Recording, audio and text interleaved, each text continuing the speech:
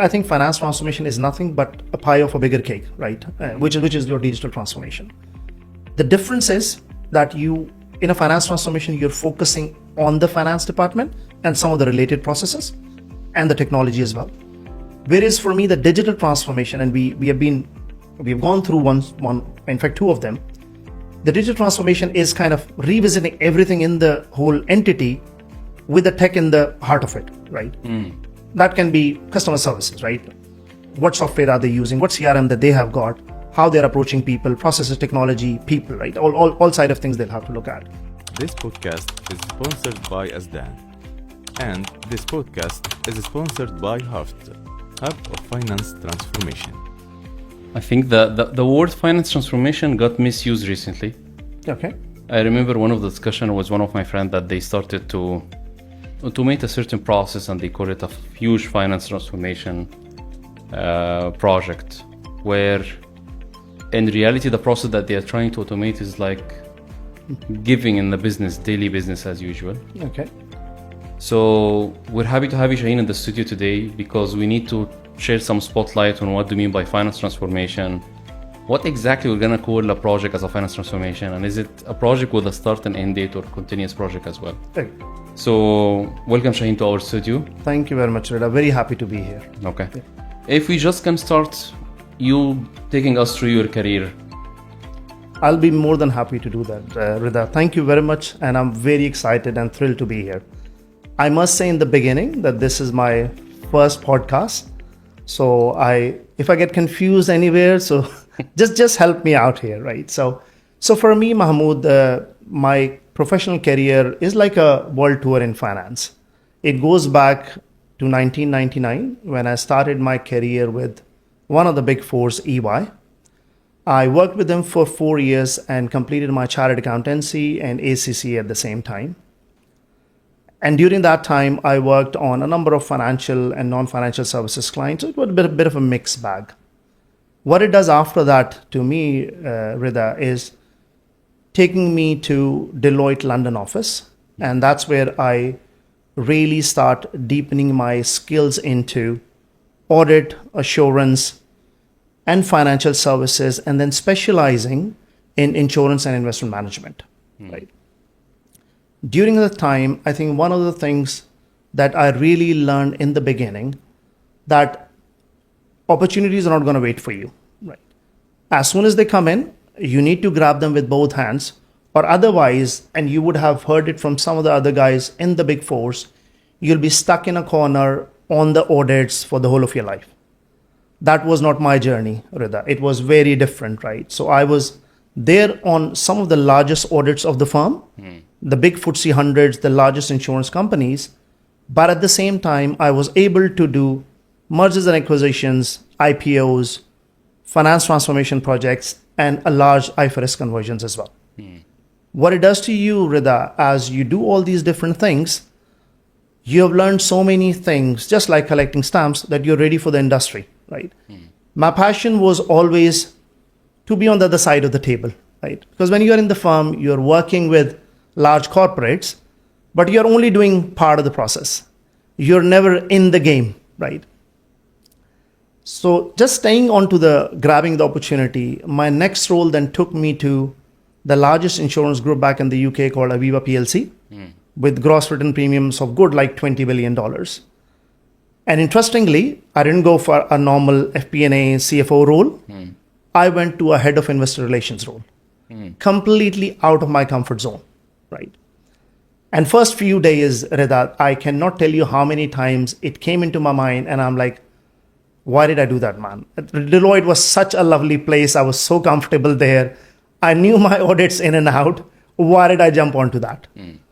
But I did it. When I did it, it gave me such an opportunity to learn about the industry, to really understand how these top C-level suite guys, the CEOs, how they actually go out to the market and tell their story of growth and the success.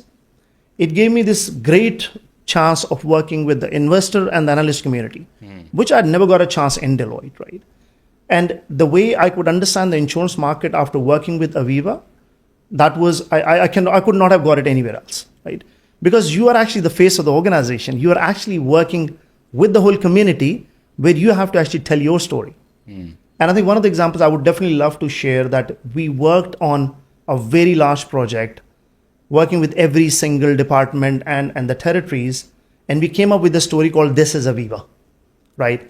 And then it was just taken out to the market to really explain what are we, what do we do, how do we do business, how do we work with the communities, right?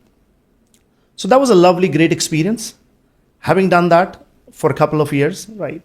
The next thing, and another opportunity which came in, and me again trying to come out of my comfort zone, not only from Aviva this time, leaving UK as well, coming to Riyadh. We are going back good 7 years ago, right? Riyadh was not the Riyadh that you have it today. Of course. And as you mentioned that you know that, it used to be very different, right? And I cannot forget that one moment when I went back to the CFO saying, okay, I've got this opportunity in Riyadh with Marsh and McLennan, where I'm today as well, and I'll go on to that in a second. He literally looked at me, Rida, from top to bottom saying, I thought we were treating you really well, Shaheen, here. Why do you have to go to Saudi, right? So, but this opportunity came in Marsh and McLennan to be the CFO of their Saudi business. It took me some time to decide on that, but then I decided, went on to that. And today I can say it, after being with the organization for 8 years, this was actually one of the best decisions of my career that I made. Right? And I'll tell you why I did, why I'm saying this is, moving to Marsh and McLennan, really going into that CFO position, again, which I have not done in the past, right? There, when I came into Saudi, there was no finance department. So I had to build that up from the scratch, right? Then a lot of the progress was happening in terms of the new entities, the footprints. We were trying to do new businesses. A lot of the different aspects of the businesses were being brought into Saudi at that time. So I feel really proud that I could help the CEO and the senior leadership team in really making that a success, right? So I've been with Marsh & McLennan, group of companies, as the regional controller and the CEO of their RHQ for 8 years now. During these 8 years, Rida, I have worked on multiple projects in addition to my usual CFO role. Some of them, namely, I've led the tax implementation in Saudi, now working very closely on the UAE one as well. I have helped the CEOs, as I said. We have gone into a number of territories during this time, right? New territories, new entities, new businesses. As an example, we never had the wealth business in Saudi. We gone into that. I was on the forefront of leading that project with the CEO to make sure we've got an entity. When we set up an entity, we've got the tax and the regulatory compliance in place as well.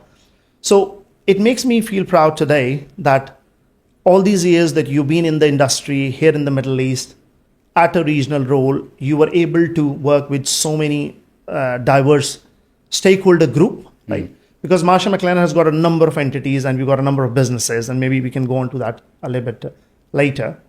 So that was actually something that I could work on, right? And another thing that I feel good about is during this time, I could really mentor and develop the finance talent, right? So I had a very large team in the region, which we have now changed quite a lot, and we'll go on to that finance transformation piece in a minute. These days, just concluding this, Rida, my passion, maybe like everybody else, is technology, AI, Gen AI, right?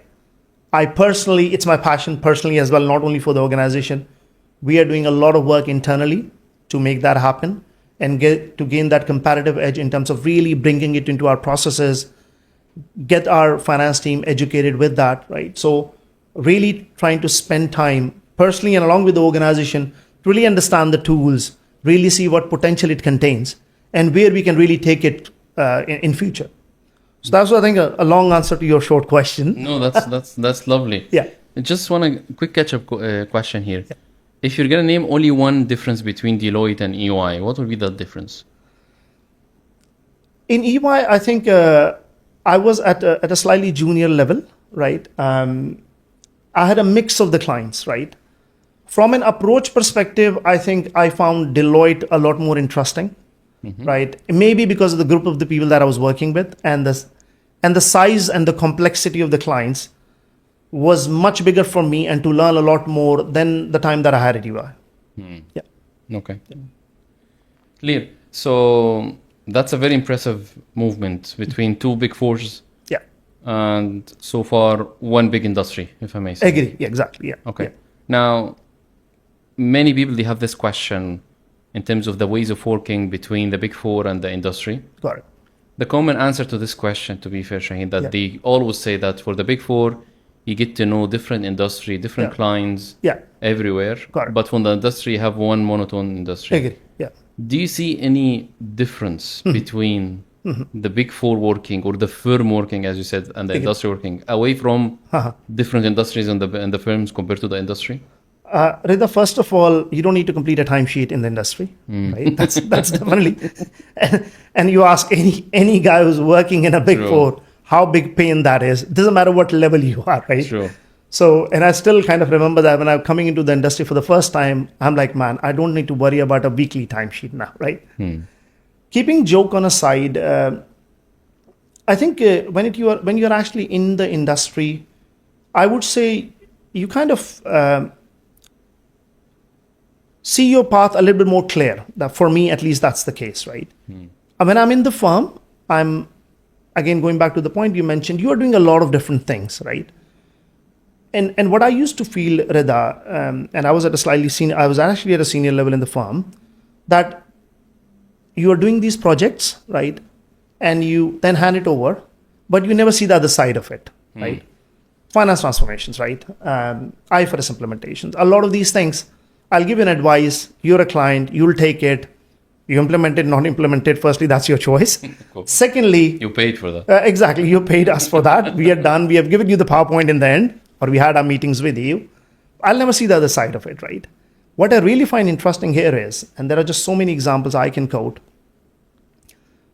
And one of the examples, I'll probably take this forward with the example that we completed 2 acquisitions in the last 2.5, 3 years, right? Had I been in the firm, and as you'd expect, we had the big fours involved on the due diligence and everything. They came in, we had the calls, they gave us the advice, full stop, right? But me in the organization, definitely I was working with them on the other side. But now I have got that understanding of how I need to take it forward, right? I really enjoy that. I know what's going to happen to my numbers in future. I know what is happening with the integration of the people and the systems, right? So this whole post-integration piece, right? And what is our strategy with acquisition of those businesses and where we're going to take those forward, that is something I always used to miss, right? But when you're actually in an organization, you're not in the big four, you get to do all of that, right? So you really see the result of it. You really take it to the end, right? Instead of just doing a piece of it and then moving away from it. Okay. Now, so many people think that in order to reach with a speedboat to the top of finance team in the industry, you need to have your Big Four background. Is that true? It really helps, Rida, I must say. In fact, You're the third guest with a Big Four background. Yeah. Jumping directly to the CFO role. got it. Yeah. It definitely helps, right? Okay. In fact, it's so interesting. I was actually in a seminar the other day, right? Okay. And it just happens to be, it doesn't happen to me that much. It just happens to be that one of the guys who walked, and I was just eating, right? And he came to me saying, oh yeah, did you enjoy the seminar? And they started the conversation and I liked it. And then he suddenly was like, oh, would you have an advice for me? And I'm like, do you want a tax advice or what advice you have? Because we've just come out of a tax seminar. He was like, no. I've just started my career, right? He just started his ACCA and he's done few papers and he started working with a small firm. I don't even remember the name now, in Dubai, right? And my one advice to him was, whenever you get a chance, today, tomorrow, after 1 year, 2 years, go into a big four, right?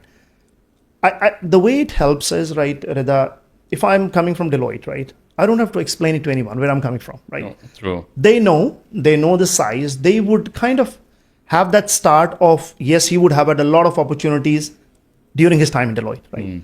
And as you start talking, and then the second thing is, if not the third person, fourth person is actually going to be next Deloitte, right?